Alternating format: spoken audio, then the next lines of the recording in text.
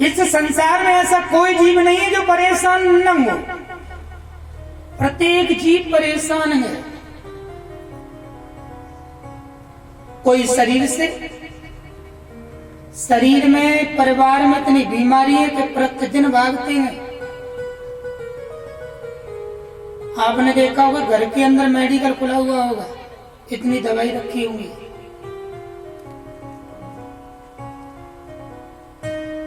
कोई व्यक्ति धन से परेशान है, पूरा जीवन निकल गया धन कमाते हुए।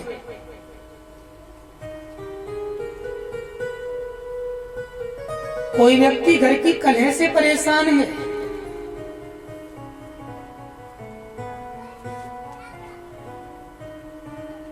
तो नारद जी उसी बात को देखने के लिए घर के अंदर प्रवेश करते हैं। तो नारद जी ने क्या देखा? आलस्यम कर्मनाशाय,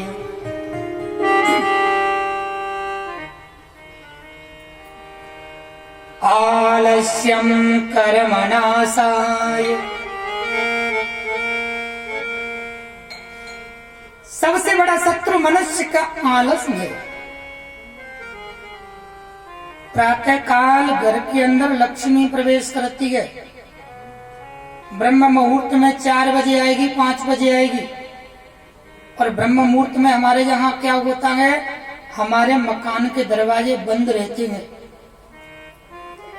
जिस घर के अंदर माताएं सूर्य उदय होने से 1.5 घंटे पहले घर में बोहारी लगा देती है, झाड़ू लगा देती है, वहां लक्ष्मी निवास करती है। झाड़ू लगाकर दरवाजे पर लक्ष्मी के स्वागत के लिए 1 लोटा जल डाला जाता है। और हम क्या करते हैं? सोते हैं। हमारी माताएं सोती रहती हैं। नारद जी ने देखा ये घर तो गड्ढे में गया, ये तो आलस से भरा हुआ है, तो इसके घर में लक्ष्मी कहां से आएगी?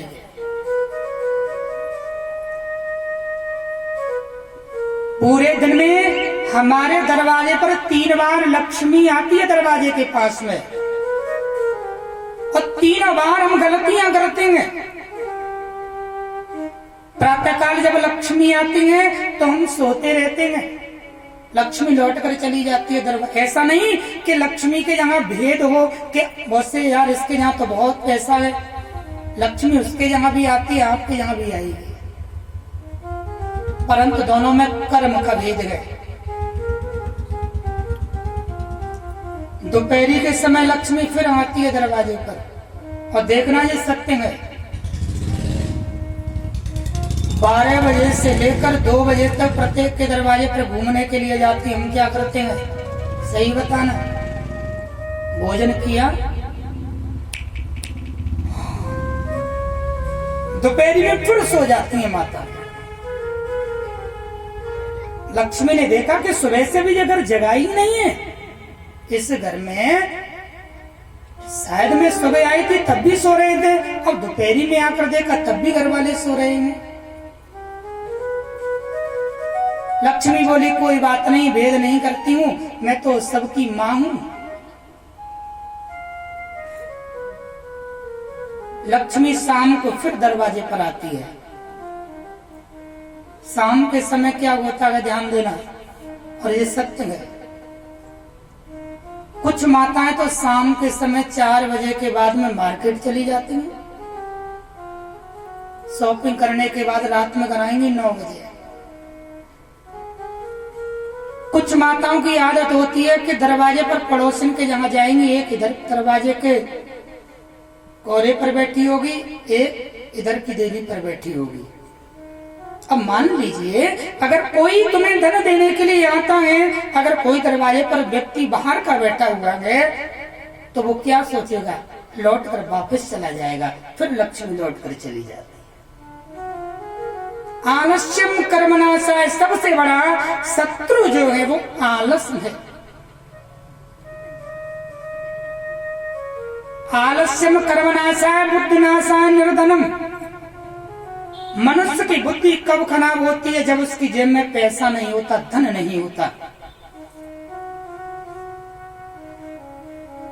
अगर हमारी जेब में धन होगा ना, पैसा होगा, तो अपने आप बुद्धि काम करने लग जाएगी, घर में लड़ाई भी नहीं होगी। पैसा खत्म, बुद्धि खत्म।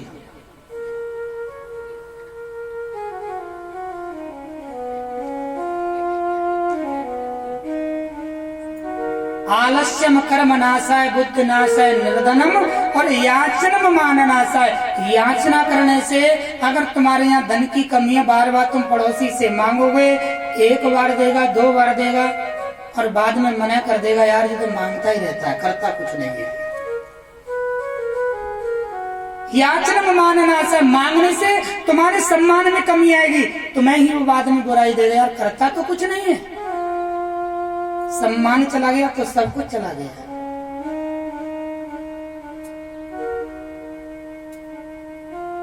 सर्वनाशाय भोजनम, सबसे बड़ा शत्रु है मनुष्य का भोजन। जो व्यक्ति ज्यादा भोजन करेगा उस व्यक्ति के शरीर में आलस भरा हुआ होगा। नारद जी ने देखा ये घर तो गड्ढे में गया, दूसरे क्षेत्र में पहुंचे तो नारद जी दूसरे क्षेत्र में क्या देखते हैं कि मनुष्य दुखी क्यों है।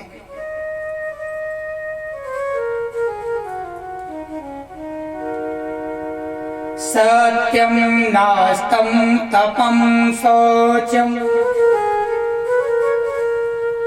नादानम न विद्यते। सत्य नहीं है, मनुष्य असत्य बोलता है। अरे झूठ बोला जाता है, झूठ कहाँ बोलना चाहिए, किसी के प्राण बचे। और हम सबसे ज्यादा झूठ कहाँ बोलते हैं कि अपने प्राण बच जाए। इस कलयुग में मनुष्य सबसे पहले झूठ बोल देगा, उसने गलती की है तब भी वो अपने प्राण बचाने के लिए झूठ बोलता है कि मैंने नहीं किया, और दूसरे के लिए इसने ये किया है। दूसरे के अगर प्राण बचते हैं तो झूठ बोलने में पाप नहीं है। किसी कन्या की शादी अच्छे घर में हो जाए, विवाह के समय झूठ बोलिए, किसी का घर बच जाए, पाप नहीं लगेगा। सबसे ज्यादा झूठ कहाँ बोला जाता है, इस संसार में प्रत्येक जीव झूठ बोलकर ही अपने पेट को भर रहा है। सबसे ज्यादा झूठ बोला जाता है व्यापार के अंदर। सबसे ज्यादा झूठ कहाँ बोला जाता है, व्यापार में बोला जाता है। व्यापार में जितना झूठ बोलोगे उतनी लक्ष्मी घर के अंदर आती है। किसी की कोई दुकान है, अगर तुम 10 रुपए की वस्तु को अगर 20 रुपए में नहीं बताओगे तो 15 रुपए नहीं मिलेंगे, और 10 की अगर 10 बताई तो घाटे में चले जाओगे। परंतु भाइयों, शास्त्र में ये भी कहा है, जो झूठ बोलकर जो धन कमाता है, जिस गद्दी पर बैठे हुए जहाँ गद्दी व्यापार की झूठ बोलते हो पाप नहीं है, परंतु झूठ बोलने का अगर तुमने उसे अपना बना लिया और घर पर भी अगर झूठ बोलते हो तो जो धन कमाया वो तुम्हारी आंखों के सामने चला जाएगा। रामचरितमानस में तुलसीदास बाबा ने बड़ी सुंदर चौपाई दी है।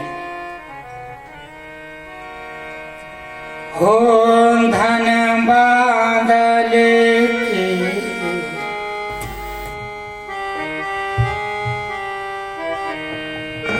हाँ धन बादल के यही स्वभाव,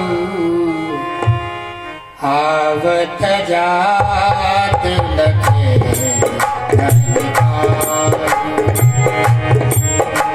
मुझे राम जय जय राम, श्री राम जय राम जय जय राम। ओम धन बादल यही स्वभाव, श्री राम जय राम जय जय राम, आवत जात लखे नहीं आए। श्री राम जय राम जय जय राम। श्री राम जय राम जय जय राम। ओ श्री राम जय राम जय जय राम। धन बादल के यही स्वभाव आवत जात लखे ने काऊ। धन और बादल कब घर में आता है कब चला जाता है ये किसी को नहीं पता। इसलिए झूठ बोलकर अगर आप धन कमा रहे हो तो धन में से थोड़ा सा दान भी करो। नारद जी ने देखा सत्य नहीं है, सोच पवित्रता नहीं है, कोई दान देना नहीं चाहता है। नारद जी आगे पहुंचे तो नारद जी ने एक क्षेत्र में जाकर देखा तरुणी प्रभु तेगेहा और साल को न बुद्धिदायक। तरुणी किसे कहते हैं? तरुणी कहते हैं स्त्री को। घर में स्त्रियों की चल रही है। आदमी तो बने हुए हैं चूहे और स्त्री बनी हुई है बिल्ली। तरुणी प्रभु तेगेहा, स्त्री का प्रभाव है उस घर में, और जिस घर में स्त्री का प्रभाव है वहां लक्ष्मी निवास नहीं करती। स्त्री के प्रभाव की जरूरत नहीं है, घर के अंदर स्त्री के सम्मान की जरूरत है। साल को न बुद्धिदायक, साले की चल रही है। आपने देखा है भाई अपने भाई के पास नहीं बैठेगा, सलाह लेगा तो पत्नी का जो भाई है उससे सलाह लेते हैं। नारद जी ने देखा कि तहां सुमत तहां संपत्ति नाना और तहां कुमत तहां विपत निधाना।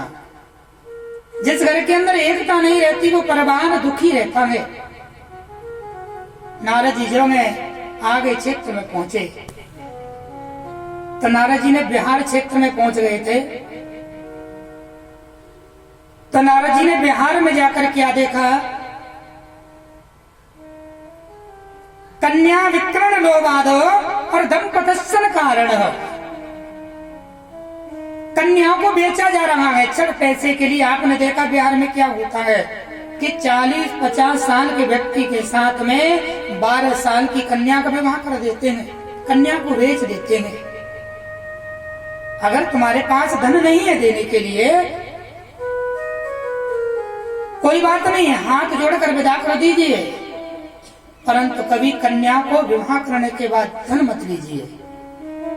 नारद जी ने देखा ये क्षेत्र भी बेकार में दुखी हो जाते हैं और श्री धाम वृंदावन में आ गए।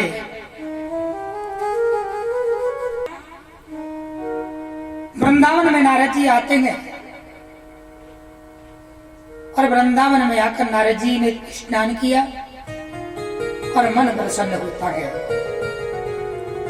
तो भाइयों, इस संसार में प्रत्येक जीव दुखी है जो नारद जी ने देखा। कोई तन दुखी, कोई मन दुखी, कोई धन बिन रहत उदास, थोड़े थोड़े सब दुखी और सुखी राम के दास। इस संसार में प्रत्येक जीव दुखी है। कहते हैं कोई व्यक्ति किसी के दुख का कारण नहीं होता है, सिर्फ अपना ही कर्म होता है। निज कृत कर्म भोग सब भ्राता। अपना ही कर्म होता है, अपने ही कर्म के अनुसार हम सुख दुख को झेलते हैं। तो नारद जी वृंदावन चले गए और